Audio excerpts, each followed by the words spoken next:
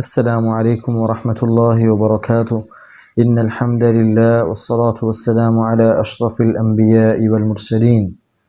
جنت میں گھر تعمیر کرنے والے اعمال۔ برادران اسلام، جنت میں گھر تعمیر کرنے والے اعمال میں سے ایک عمل حسن اخلاق ہے۔ اخلاق خلق کی جمع ہے، جس کا معنی انسان کی فطرتی اور طبعی اچھی عادات یا خصلتیں ہیں، جیسا کہ ابو زید الزبیری رحمہ اللہ تعالی ارشاد فرماتے ہیں، اخلاق ان کیفیات کا نام ہے جو کہ انسان میں راسخ ہو جاتی ہیں۔ بہرکیف اخلاق کے حوالے سے ایک غلطی کا ازالہ کرنا بھی مقصود ہے۔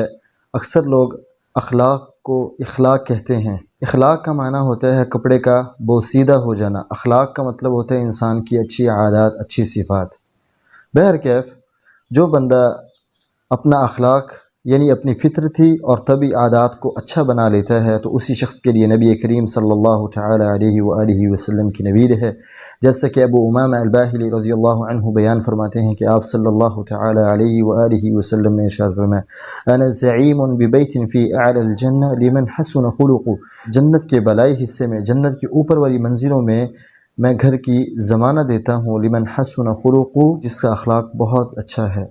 اللہ رب العزت سے دعا گو ہوں کہ اللہ رب العزت ہم سب کو اپنا اخلاق بہتر بنانے کی توفیق عطا فرمائے۔ السلام علیکم ورحمۃ اللہ وبرکاتہ۔